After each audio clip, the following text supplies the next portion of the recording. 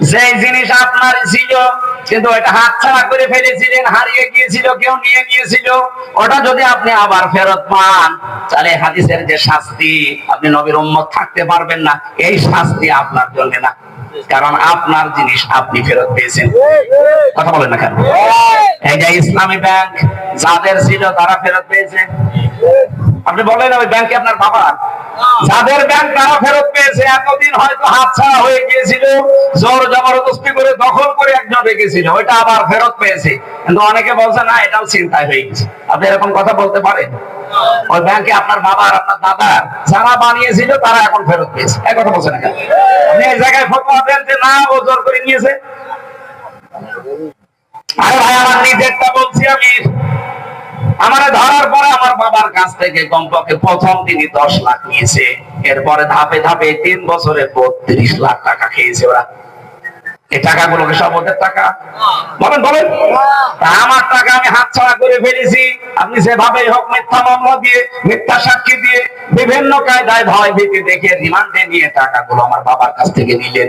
এমনকি আকিস গ্রুপে চাকরি করতাম, সেখান থেকে ওরা 32 লাখ নিয়েছে। এই টাকাগুলো তো আর আপনাদের না, যারাই নিয়েছেন।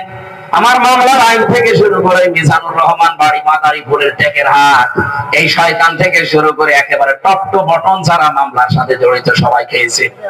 আমি চাই এই টাকা তারা ফেরত দেবে। আপনাদের খুলনারও একজন অফিসার ছিল, এসপি, খোলতলায় বাড়ি, আমার রিমান্ডে উনিও ছিল। ভাগ যদি পায় ওরাও পেয়েছে।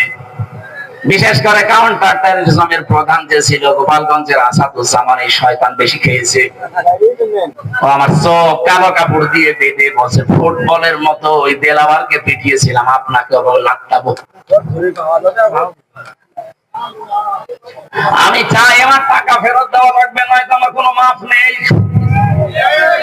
আমার গাড়িটা আটক করে ওরা গাড়িটা পর্যন্ত 1,13,000 টাকা বিনা কারণে নিয়েছে। সেদিন ওই ওসি এসেছিল, সিরাজগঞ্জ এক মাহফিল ছিল, দেখে ওসি এসেছে। হুজুর আসসালামু আলাইকুম, কে আপনি? বলছে আমি সে ওসি আবুল কালাম আজাদ। আরে ভাই এদিকে আসেন। হুজুর মাফ করেন। আমি মাফ করবো, আমার টাকা ফেরত দেন। আমি তো মাফ করার জন্য বসে আছি, আমার টাকাগুলো আগে ফেরত দিয়ে দেন। টাকা নেই, আমার নামে বিভাগীয় মামলা হয়েছে, আমি এখন পালিয়ে বেড়াচ্ছি। পালিয়ে বেড়ালে হবে না, আগে টাকা দেন। আপনি মাফ চান মানে জিনিস কি আপনার ছিল, আপনি জোর করে টাকাগুলো নিলেন কেন? শেষে 1 লাখ টাকা ফেরত দিয়েছে। 13,000 কই? হুজুর